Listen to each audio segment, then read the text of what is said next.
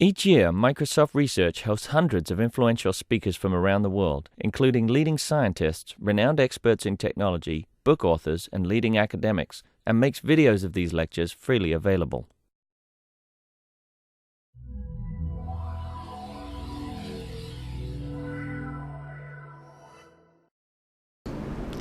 Thanks, Ramat. Very kind of you guys to be here.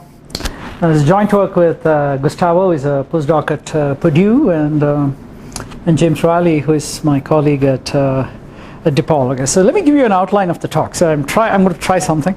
So what are we going to do? So let's remind ourselves of how life used to be, right?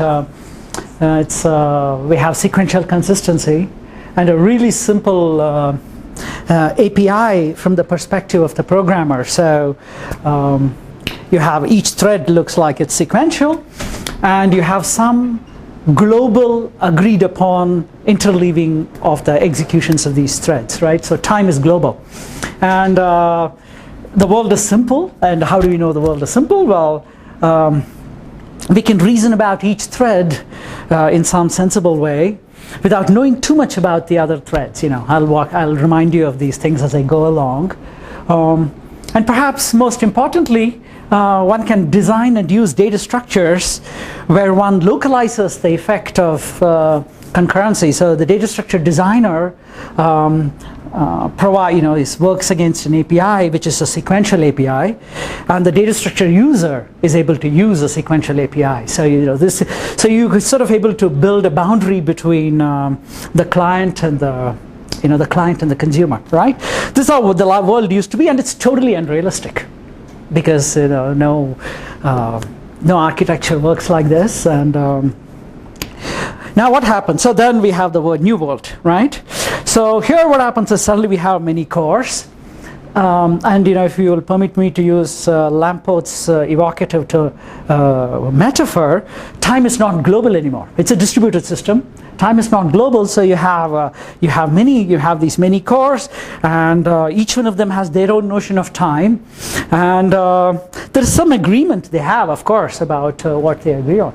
But now life has really become complicated. It's messy. So we can think of when we see papers on memory models. Really, we see two kinds of papers. One kind where the architecture designer tells us what's the API to the hardware. So you go and read up the Pentium documentation, for example. That's that kind of description. Then we have the compiler writer exposing some of this to the programmer, right? So this is what you see as compiler API. Maybe compiler API is a poor word, but things like the JMM or the new C++ memory model and so on, right? And what is really annoying about this is that the world is unclean everywhere.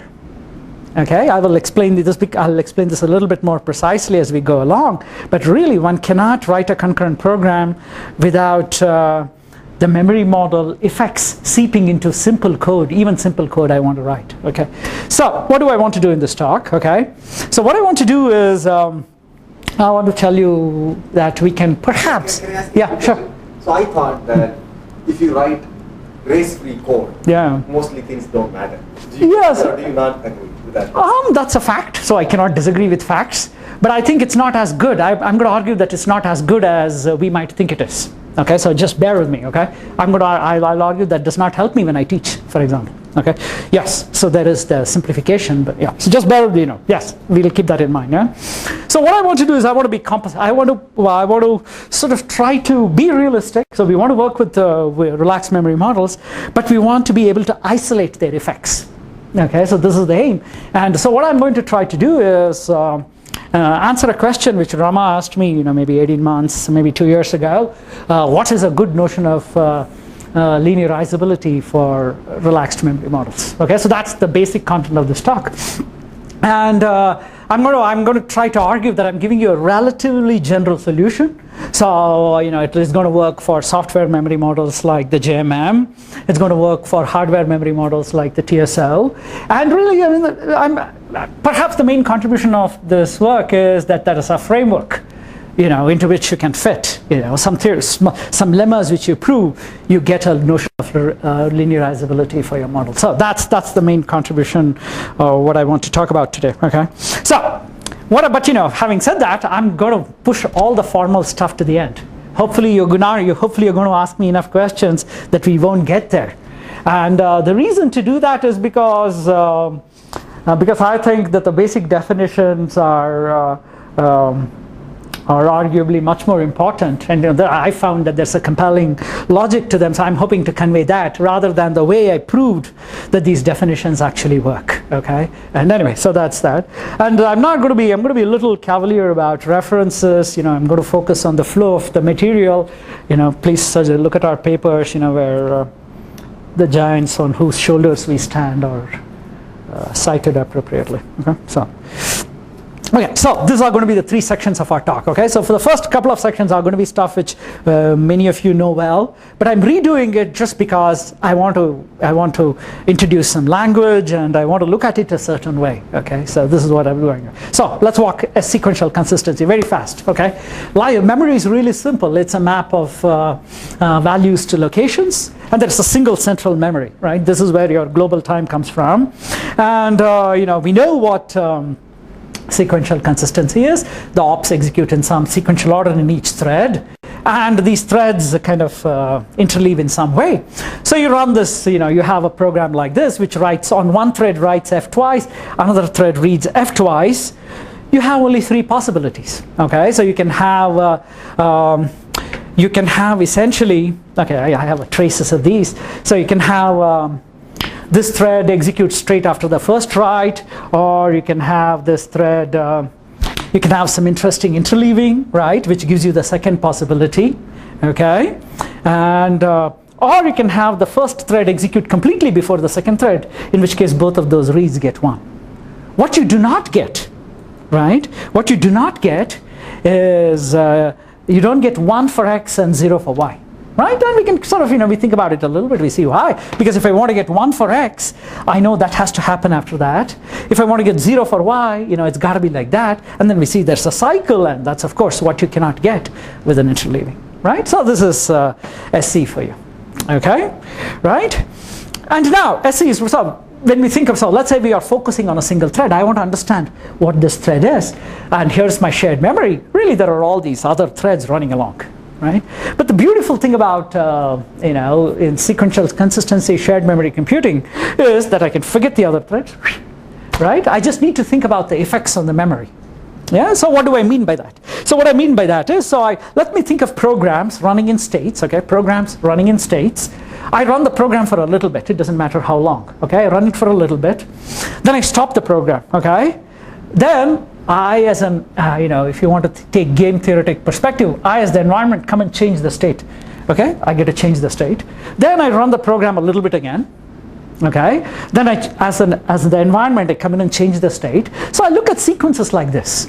Okay, I look at sequences where basically the program runs for a bit, then the environment changes the state, perhaps, and then I look at sequences, and there's a beautiful literature developed which basically says that if you look at the behavior of this program as a collection of such sequences, it's a complete and accurate description of the semantics of this thread. Okay, so this is, just to remind you briefly. Yeah. What is this P0? Oh, so because the program changes, right? I don't run it completely. I just run it a little bit. So this is what the program is after I've run it a bit. Then I freeze it.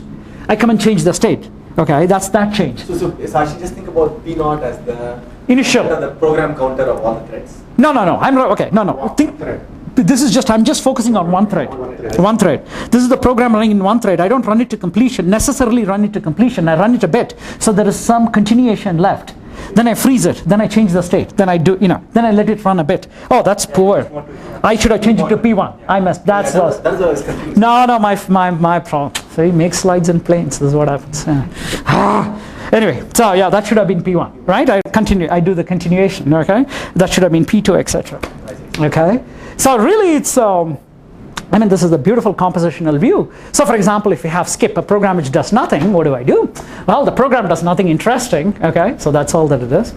And then if I want sequential composition, it becomes string concatenation. And if I have parallel composition, it becomes interleaving, all possible interleavings.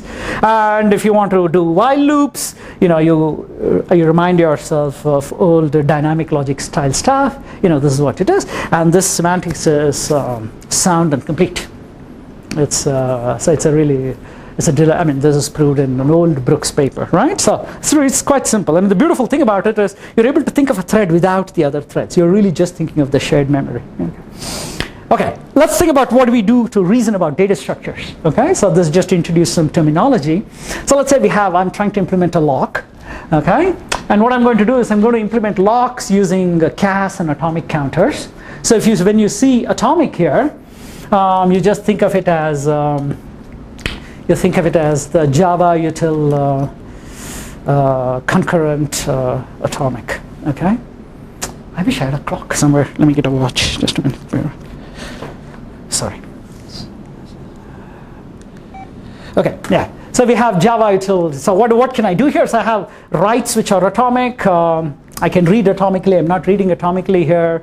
Or I have a compare set instruction here, which basically says if the current state is 0, change it to 1, and it's all done atomically. Yeah. And how do I implement a lock? When I want to release, I just change it to 0. Okay, that's atomic. When I want to acquire, I try to do a CAS, I check it's currently 0 and I flip it to 1. So 0 is the lock is, I can acquire the lock, and 1 if the lock is acquired, right? So this is what I do to implement a lock using CAS, this is what we would have done in our old OS courses, and now I'm doing it with the utilities which are available to all programmers, right? So now what do I do? So let's look at traces of this lock. Okay, so here's a little bit of notation. Okay, so what am I going to do here? So I'm going to write sequences. Okay, what does each sequence have? Each sequence it's a sequence of actions. What does each action have? It has a thread identifier. The first thing is a thread identifier. That's all it is. Then the second thing is, it's going to be either a call or a return. So it's the call of the method or the return from the method.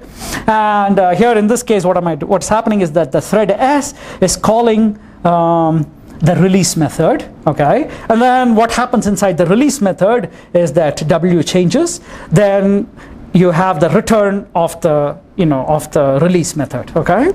And if you want an acquire, you need to have a release before, okay? So if you look at the implementation traces of this lock, it's going to be basically traces like this, plus lots of messy interleavings between different threads. Here I'm just showing you a really simple sequential where just one thread is running at a time. Yeah, so that's what's happening here, right? So these are our implementation traces, and I will use sequences like this throughout my talk. Okay, so that's all them. So basically, I have calls, I have returns, I have the actions inside the method, and I'm using just regular expression notation to do stuff. Okay, and all that this means is if you look at the sequential stuff, we need to have at least one release before we do an acquire. That's what it's saying. And really, of course, in general, in the implementation, you're going to have lots of interleavings, right? But now what do we know? Yeah. S rel W is the same as W being set to 0. Yes, W being set to 0. I'm just keeping the thread identifier explicit everywhere. Yeah, rel W because right. I'm equating rel W is W equal to 0, and then I return from the method. Yeah, and here what's happening is I call, and I'm tracking the successful CAS, and then I'm returning out of the method. But of course, this is just a sequential trace. If I wrote it out fully, I'm going to have interleavings. So. Okay, so now, but of course this is too complicated, right? So this is where linearizability comes. So what do we say? So really what we want to do is we want to think of the implementation traces and the specification traces. And my spec traces are supposed to be sequential. Okay, so what does it mean to be sequential, right? So we say, okay, so what it really tells you is for every implementation trace, you have a linearization of it, right? So what does linearization mean? Each thread makes the same method invocations in the same order, okay? And the order of non-overlapping method invocations across different threads is preserved, right? So when you linearize an implementation trace, basically what you're doing is you're choosing an order on the overlapping method invocations. But the nice thing is when I'm using the data structure, I'm only thinking in terms of the sequential traces. Okay, so this is what linearizability gives me, right? So let's just look at here. What is the for the lock? We saw the interleavings. The implementation traces were like this, whereas the spec traces are. I don't need to worry about the interleavings. The spec traces have a really simple flavor. I drop the internal actions, and what it says is, well, I need to have a bunch of calls to release for every call to acquire. Okay, and then of course I can have many copies of those. So really the main thing again in this particular example in going from interleavings to the spec is I forget the interleavings. It becomes all nicely sequential from the perspective of the data structure. So just as notation, there doesn't seem to be anything different between this and this. And this, except this. To illustrate that for the interleavings. Yeah, it's just. And also calls to acquire and release must strictly alternate, right? Or is it? No, in this part, the way I've written it, it's not. Yeah, in this case, it didn't matter. So that's why for this part. What you're saying is actually lots of releases can be done. Yeah, lots of releases can be done before an acquire. One acquire. Then I need more releases again. Yeah, so. Like Kapil, I don't completely understand. Why is the first one sequential and the second one? No, you see, because the word interleaving. Yeah, it's just I'm dropping all the interleaving stuff. But so here, okay. No, but the star. Where are the threads here? Right? So the thread. Okay. So here, what is happening? So let's look at what's. So let's think about here. So here in this case, what I've done is thread S is calling release and then returning from release before thread T is calling acquire. Okay. That's not going to be the case. So basically what you're writing in the bottom is actually the interleavings of those. Yeah. Larger set than this regular. Correct. Yeah, so the implementation traces are interleavings of. It's a much larger set. Correct. That's just the notation is messy, so I was trying to duck it. Okay, that's what I was. Okay, so now when you get to the spec, you just need to think of the sequential stuff. Okay. Yeah. So that means actually. So for example, in here you have a possibility where S calls release, it hasn't finished yet, but T calls acquire. So you can have a sequence which is S call release, T calls acquire, and then then the release has to finish before the acquire can proceed. But each thread is so what is the constraint? This is that each thread follows something like this, and then all of them are interleaved. Is it? No. This is a constraint. This is a specification of lock. It's not a specification for the thread. It's a specification of the data structure. What happens when I interact with the data structure? Okay. So now what I'm doing is I'm tracking for the data structure. What are the sequences of actions which are happening on the data structure? That's what I'm saying. So from the perspective of the data structure, what could have happened is a thread calls release. Then a thread S calls release. Then some other thread comes and calls acquire, which comes from an interleaving. Maybe a whole bunch of other threads call acquire. But then, till the release finishes, they're all stuck. Then they can get to continue. So really, this is just a sort of a skeleton for the description. And it is this bit, just from a programming perspective, is this bit that you don't see here.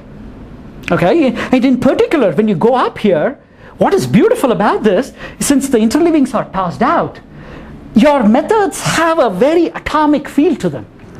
From the perspective of a client, this is what makes linearizability a good thing for me to teach to my students.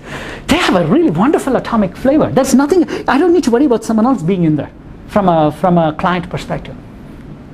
Of course, then the implementer has to make sure that it can be done. But really, that's the beauty of it. You see, I don't need to think of other threads in there. So. But that's linearizability for you, and I'm going to be a little quick about this, right?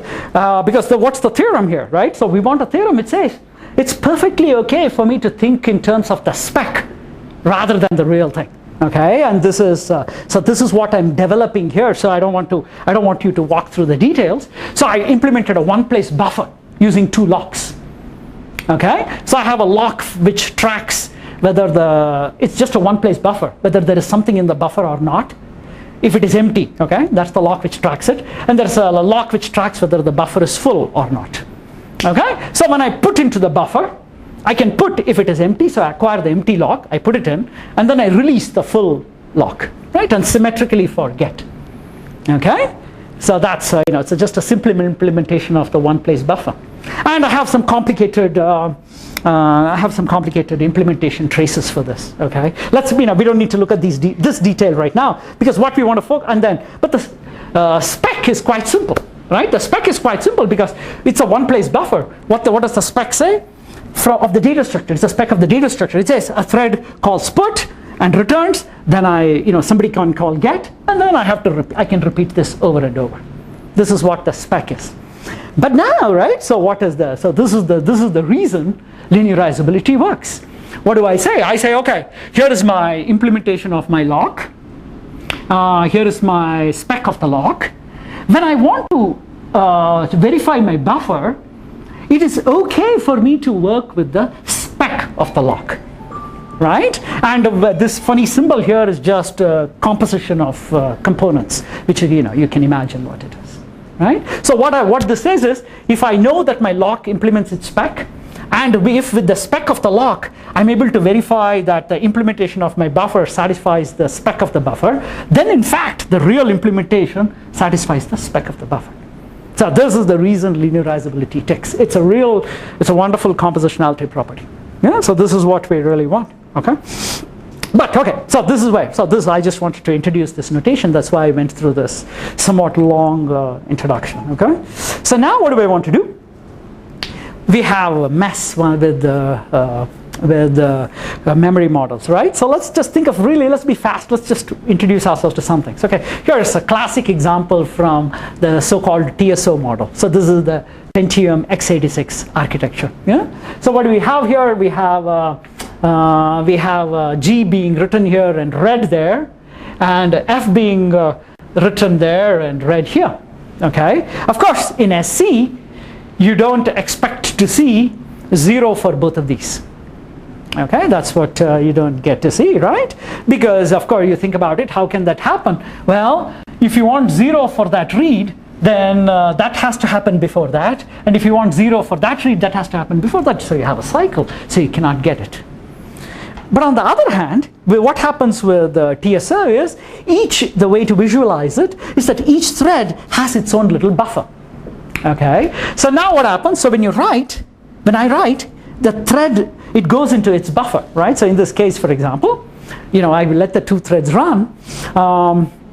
This goes into its buffer, this goes into its buffer, which means, what does that mean? That means, in this thread, when I read G, I'm going to see it. But when I read G in that thread, it still sees the one in the common shared store.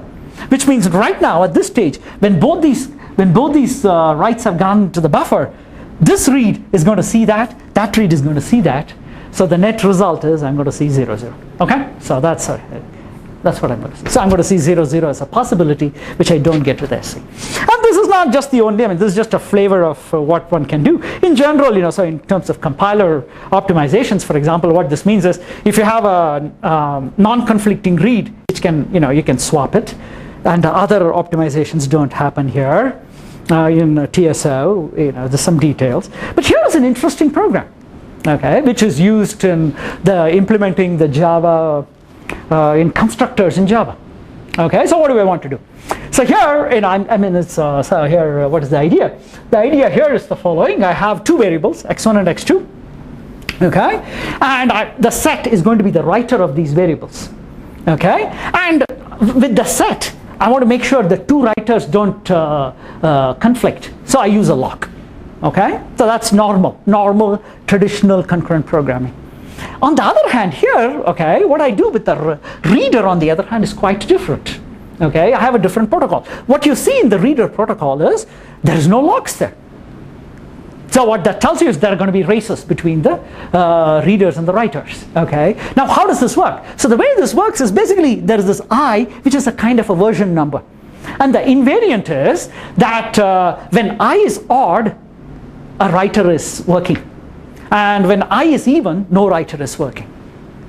Okay, so now what does the reader do? The reader has to come, it's an infinite loop. It checks I.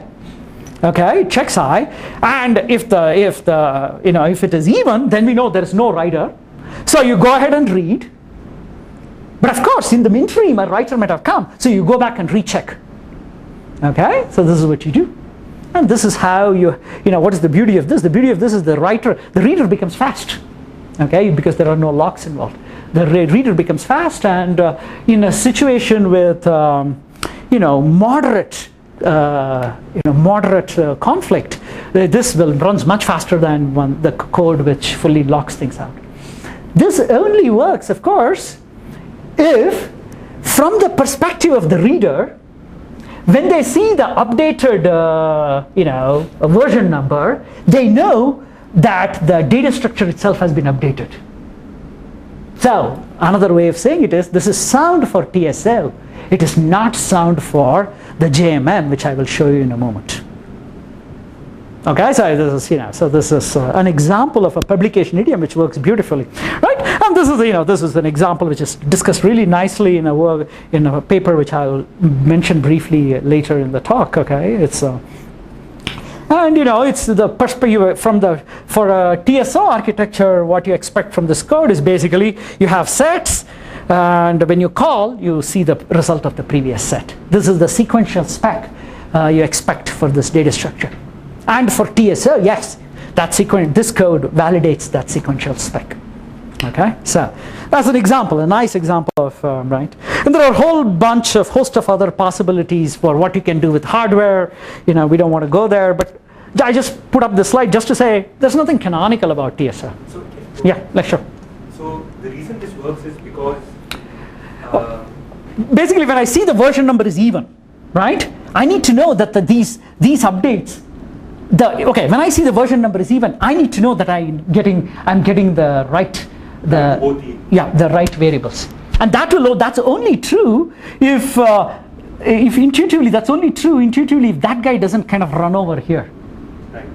Okay, and TSO makes sure that is the case. So why? Because the right to I is independent of both of those, right? So Yeah, but independent rights can't be moved in TSO. So the buffers are flushed in the same order? Yeah, the buffers, so when you, excellent, yeah, idea, okay, yes. So, okay, maybe that's what I should say. So, so when you put things into the buffer, it comes out of the buffer in the same order. Okay. It's a FIFO buffer, right, that's correct, yeah. So that's what happens, so, and okay, so, and a really, cool sequential spike, okay, so. Right, so I just want to show you quickly why we saw a little software memory model, and then I will answer your question. Okay, so software memory models, you've seen these examples about the JMM before. They don't validate things. So I just want to show you give you a flavor for the JMM. Right, so let's run this little thread. I have a thread which is running writing F, another thread which is also writing F. I can get, of course, an interleaving like that. Or I can get an interleaving like that. But the important thing is that both of them stay around. So let me illustrate that with an example. Let's say I have a thread here which is writing F twice, another thread which is reading F twice. Okay. So what happens here? I moved the writes up. Both the writes hang around. So when I come here, when I'm reading, the natural possibility, one intuitive possibility is what we see here, where basically this first read gets the first write, the second read gets the second write. However, that's not the only thing that's possible. You can also see the other way, right? You can see stale you can see stale writes later. Okay, so this is permitted in the JMM, right? And this is part of the complication of a thing like the JMM. Okay, so what do we do? So the only way to control this, right, which and then we'll lead up to Sriram's question, you have to use locks. Okay, locks control what I can see, right? So I go back to that program. I have this program. Now my memory is basically the sequence. I have the lock action, I have the writes, I have the release lock action. Okay, then I come here, I acquire the lock. That's what I have. Now, what is the effect of this thing here, a lock release and followed by lock acquire? The effect is basically it causes the old write to disappear from the perspective of this thread. So in this program, The only thing which can be seen in the read for this particular run is the second write. Okay, so this is what happens, right? So you can write programs with this. They're not terribly interesting. So let's move on. But now let's see, how do we reason with this? Okay, so just to define the terms, you think we know what read-write data races are, write-write data races are, and then we come to what Sriram says. This is what we are told for data race-free programs. Programs should exhibit SC behavior. So the idea is, if I write data race-free programs, I don't need to worry about memory models. So what does this talk about? Okay, the problem is that DRF is a whole program property. Okay, which means that, okay, so what does this mean? So let's think about it from two perspectives. How do we mutually isolate clients and libraries? Okay, so let's think of examples. Okay, let's think of how to protect. Can we protect clients from libraries? So here is a piece of code. It's essentially from the implementation of Java. Okay, so you go and look at how hash code is implemented for Java strings. What does it do? You're gonna, there's no synchronization in there, which is intentional. You're calculating the hash code of some string. So this is where the real code would have been. I've just written 42 there. That code has a write-write data race. But intuitively it doesn't matter. Okay, intuitively it doesn't matter because no matter who is computing the hash, at the end you're going to write the same value. Okay, that's the reason why the Java implementation does not lock hash code. Okay, but that's a problem from the perspective of using the DRF guarantee. Because now as a client here, I use the Java hash string, my program is not data race free anymore. Okay, the same is true with the implementation of constructors, which we saw. That code has a read-write data race. Okay, and again from the perspective of the client, there is some data race in the library which violates for me this whole program property, basically, right? And it's not just that way. It's also we also need to protect libraries from clients. Okay, so what do I mean by that? So let's go back to this totally harmless piece of code. This is the kind of code we write in our first day, perhaps in our concurrent programming class. It's just a normal, shared, protected collection of variables. What do we tell our students? We tell them, well, lock everything to make sure that things work. So this code is, this library is clearly, is safe in some way. If you go and read Java's documentation, they'd call it thread safe. That's what they'd call it. But there is no, realistically, I need to worry, when I write this, I need to worry about the client who is using me. Because the client may have a data race. So reasoning about, for the library implementer, reasoning about this program becomes more harder. Okay, so this is the reason. It's not compositional. The constraint, the data race freedom is not compositional. Okay, and now it's not just a. I'd like to argue that it's not just a frivolous theoretical thing. I'll show you an example that we need to do a little bit more than what we do with traditional linearizability. Okay, so basically I'm going to argue, okay, that our traditional notions of interfaces do not work. But I should say at this point that this argument is effectively there, not quite in this format, but it's effectively there in the paper of Burkhardt, Gottsman, and Madan. Okay, but the example, so I want to give credit to them, but I don't want to blame them for the example. Okay, so I'm going to continue this example. So so here is our buffer. Okay, one place buffer. Now what do I want to do with this buffer? I want to, this is the interface I expect for the buffer. Okay, which is basically I have calls and returns. This is the interface I have for the lock. And when I program the buffer, I want to program against this interface. Okay, so now when I run the buffer, I look at implementations of this buffer.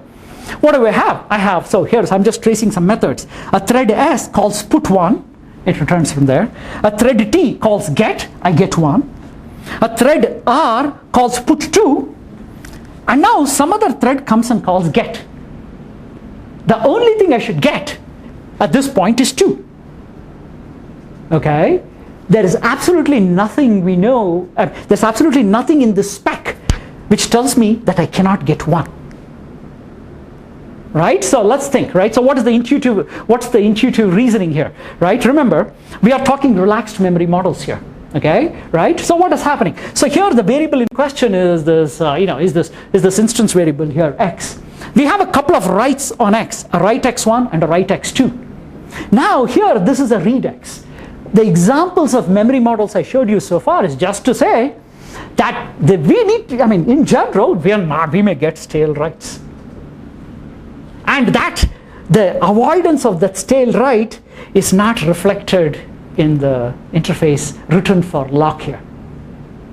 This interface for lock is not expressive enough to capture the constraints needed to ensure that this tail write is not seen. So I'm not saying the code is wrong, okay? The code is going to work right. I'm just saying the interface is not expressive enough to capture it. Yeah? Do you mean to advocate adding memory barriers?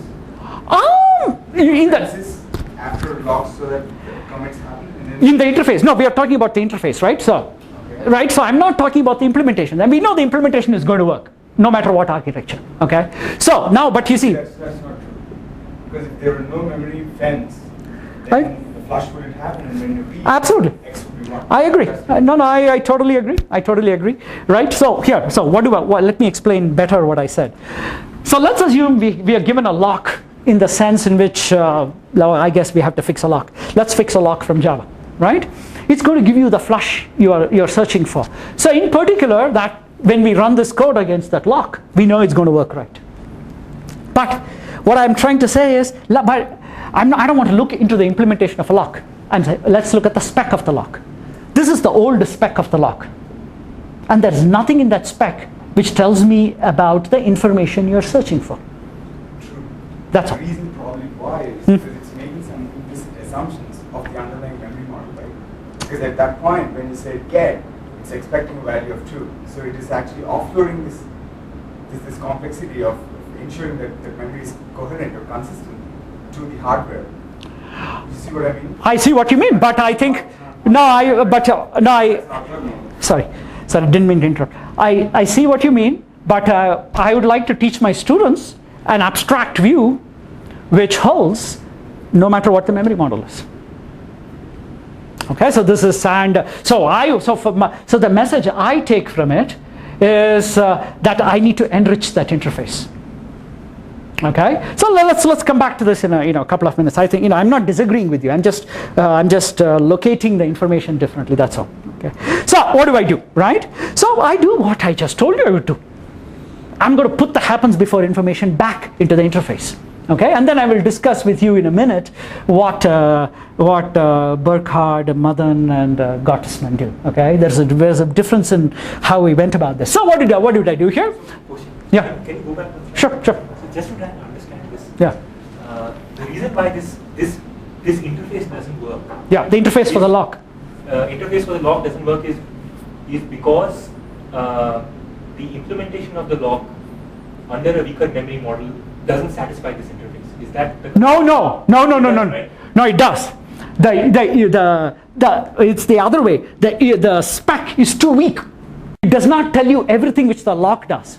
So I think, okay, so his way of looking at it would help you better then. So the spec of the lock does not tell you about the flushes it is doing. The spec of the lock doesn't tell you about the barriers it's establishing.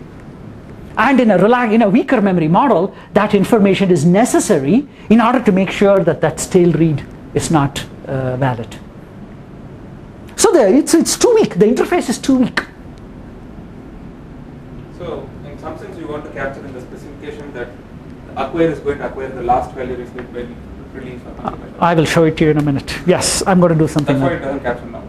What it doesn't capture is from Lamport's perspective. What it doesn't capture is it doesn't capture that the return from the acquire happens after the call to the release.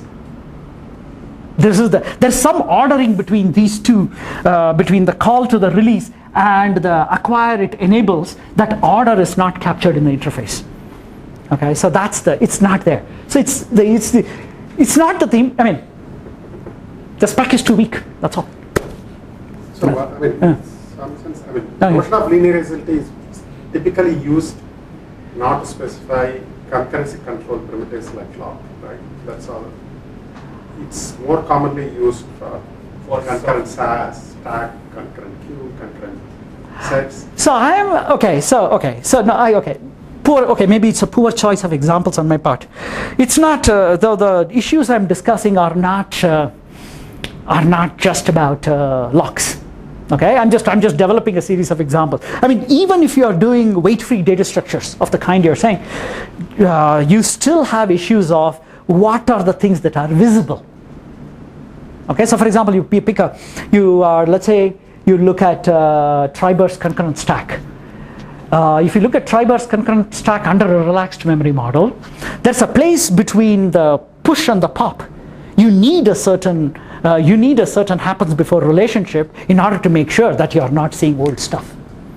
Okay, so it's I mean from that I just chose examples which are kind of faster without the complexity of weight-free. So the other maybe the issue is that so the notion of linearizability tells you about what happens in the border between the client and the library. Yep. But the client themselves are working with these traces, and they have to reason about these traces for which they have to use some model. Yep. Whether it's like SE or correct. whatever. Right. Because this just tells us about the library methods, but the client are looking at an interleaving consisting of library method invocations with their own Sure. And they need some guarantees to reason about that. Correct. That's basically what that's the abstract description of what is going on here. Correct. That's exactly what's happening. I mean, that's of course right, but it's not strong enough. So just now the client needs more stuff from there in order to make sure that good things happen for them. Exactly. So this is basically what Burkhardt and okay, so maybe this I should say I should finish off this discussion. This is basically what Burkhardt, Musavati, and Gottsman do. So what they do is they go a different route. Okay, so here the route they take is here for traditional linearizability. The only actions which you see are call and return actions. Okay, and you see that. So what this group of people do is they introduce two more actions corresponding to each method. Okay, so there are, well, I don't want to get into details, but basically there are 4 actions per method. And so calls and returns and 2 others. And these other 2 actions can kind of float down and up arbitrarily.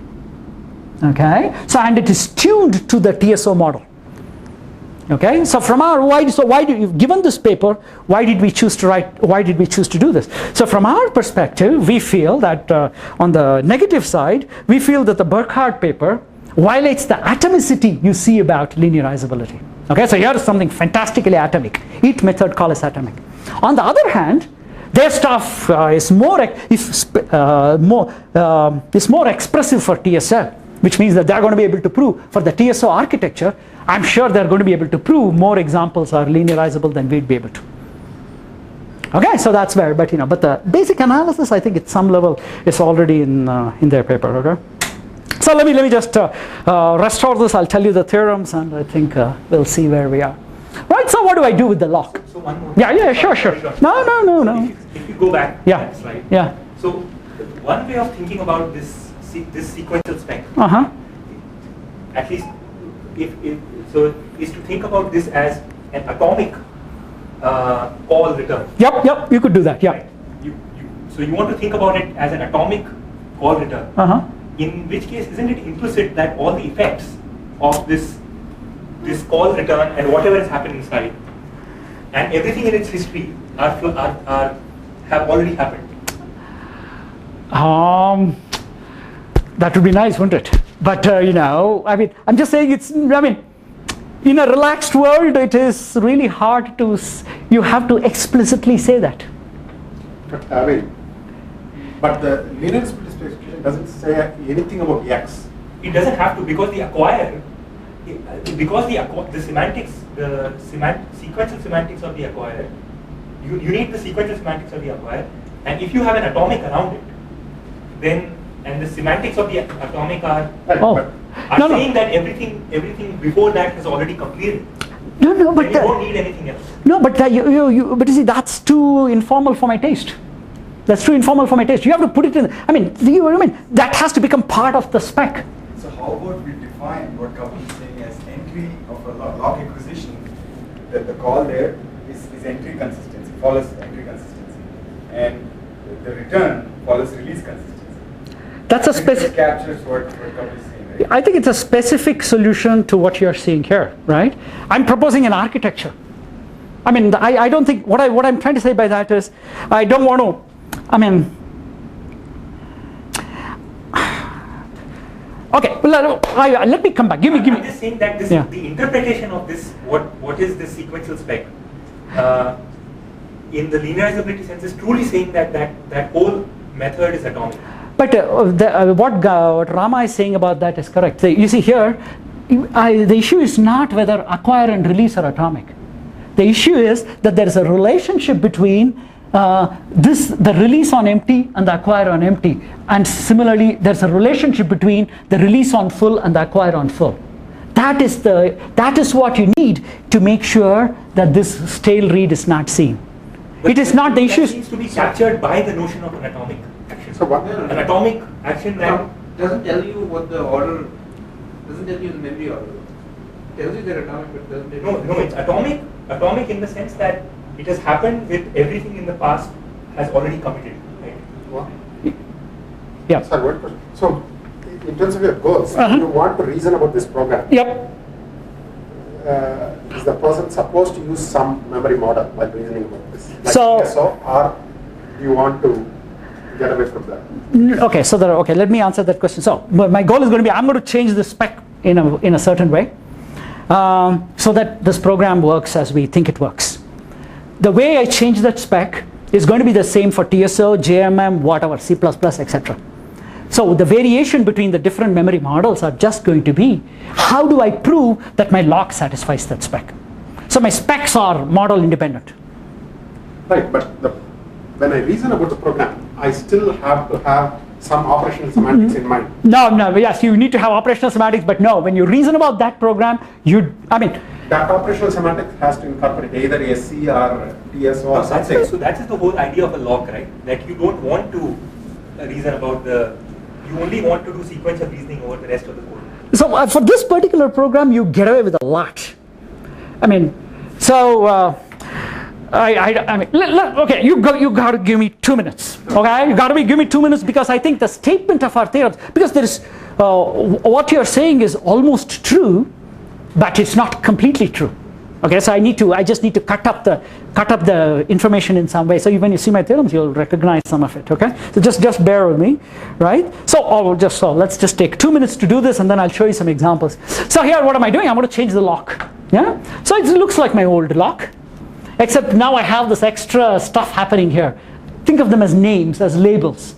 Okay, and what is going to happen is what these labels are going to encode they're going to encode happens before edges. Okay, so when you have, what is the happens before edge I want? I want a happens before edge from the call to release to the return from acquire. Yeah, so if I see that, of course I could have a set here. So that's all that I'm doing. Okay, so that's how. Let's just talk about the specs for a minute. Okay, we'll see in a minute what we are going to do with them. Let's look at the spec for the buffer. This is how it's going to look. I have for the one place buffer, right?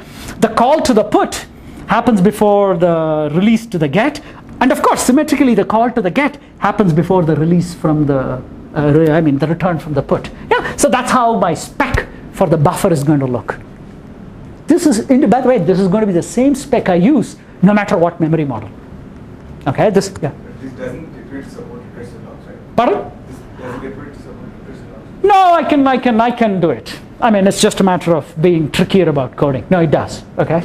Yes. Yeah. I can. Oh, let me say, I can write a spec which does what you want me to do. Okay. I'm not claiming that the one I've written there does it. Okay. So, but the extra thing I'm adding to the framework is just these names. That's all. Otherwise, I have to stick with my old linearizability stuff. Okay.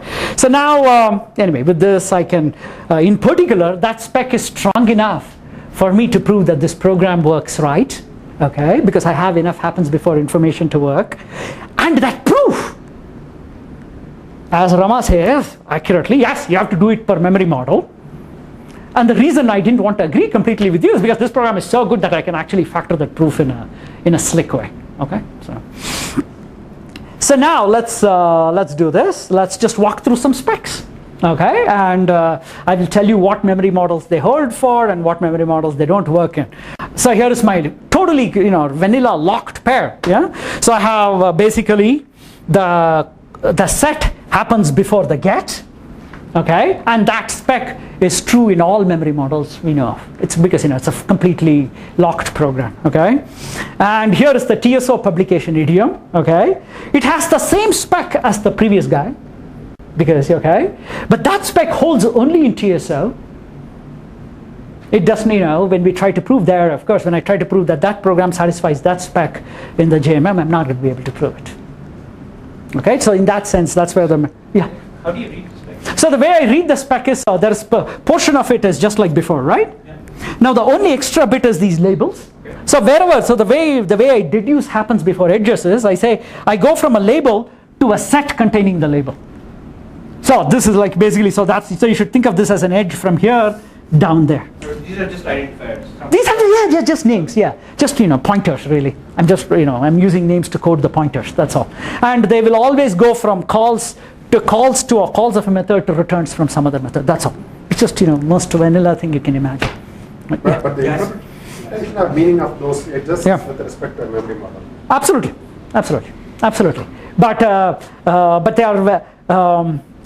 But their interpretation doesn't vary that much with respect to the different memory models. Okay, so I'm going to show you something which will clarify that point precisely. Okay, so I've already done this Burkhardt exam. And our framework is rich enough to incorporate active components. Okay, so let me just give you an example. So here, what do I want to do? I'm imagining a kind of a thread pool. Okay, and I send a computation to the thread pool. The thread pool runs it and gives me an answer. Yeah, so I'm thinking it's an active component as opposed to a passive data structure which doesn't carry computations by itself.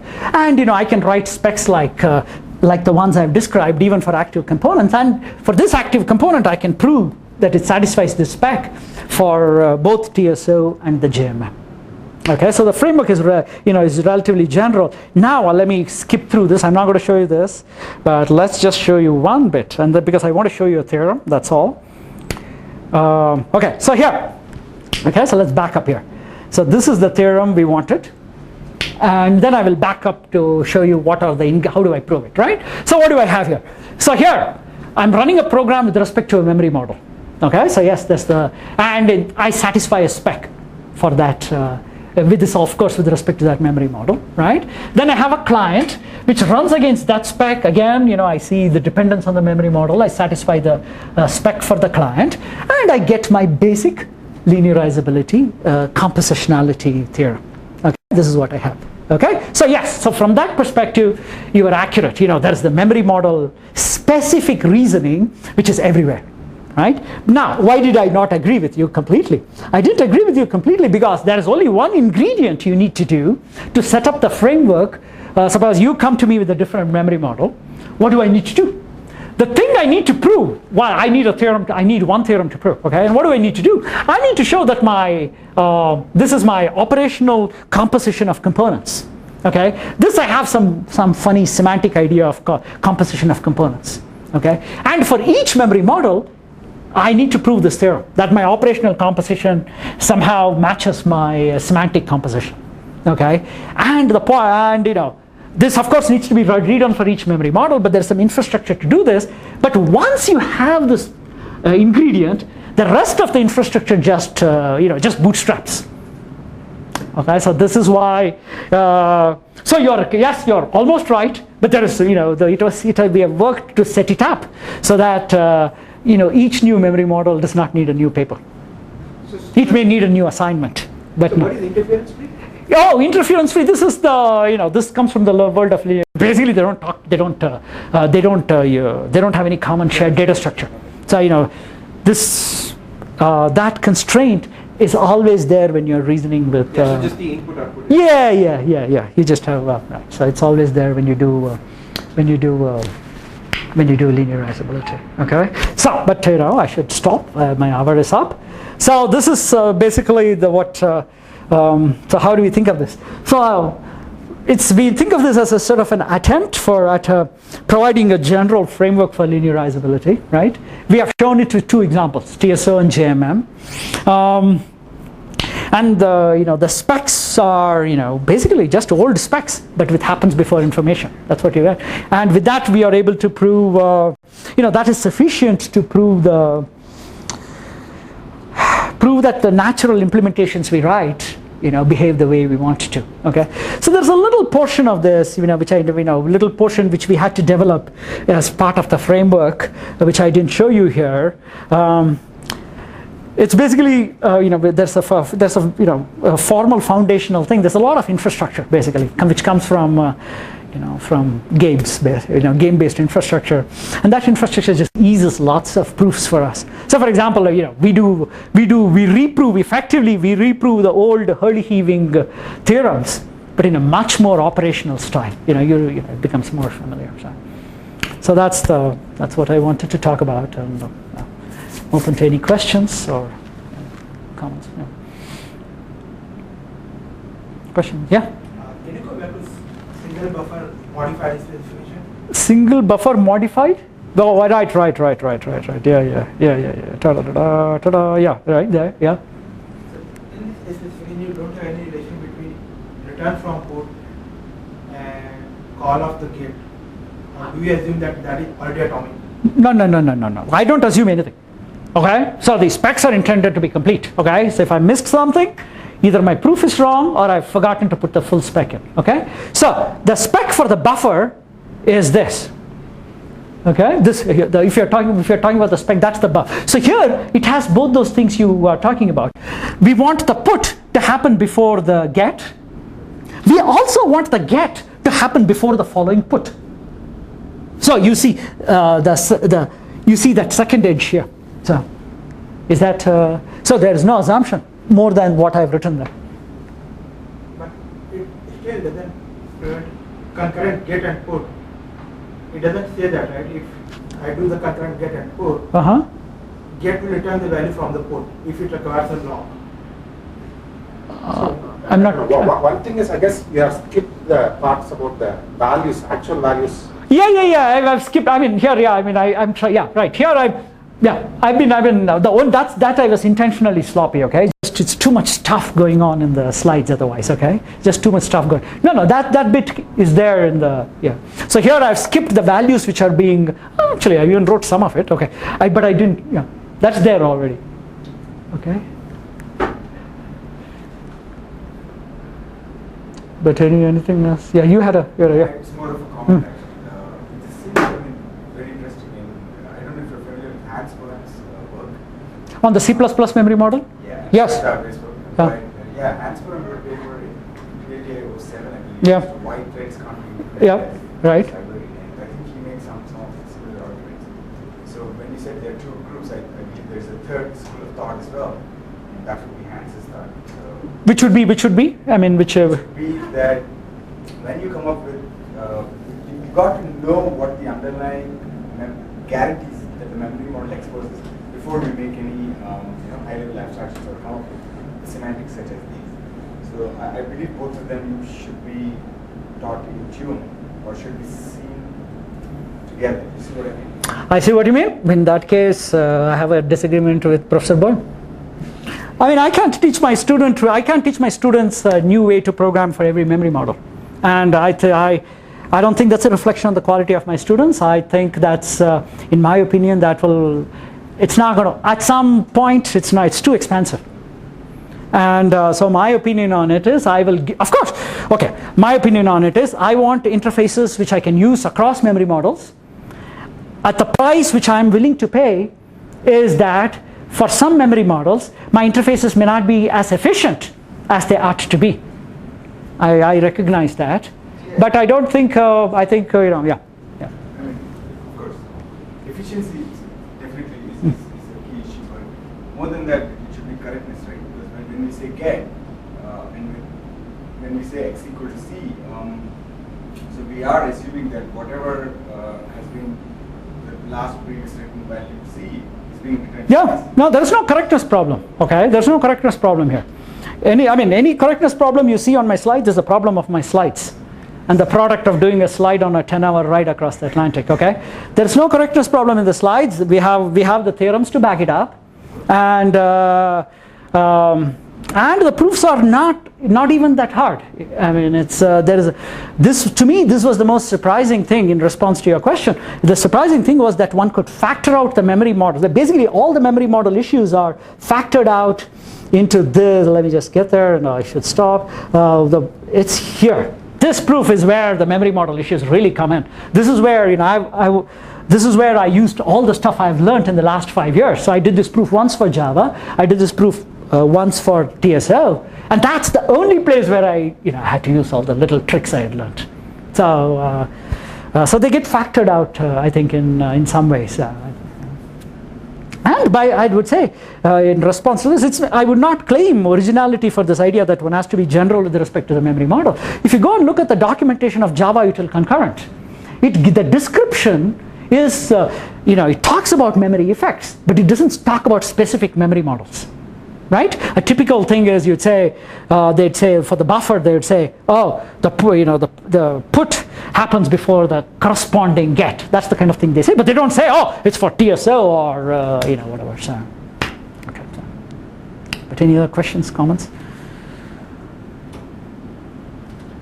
Oh, thank you.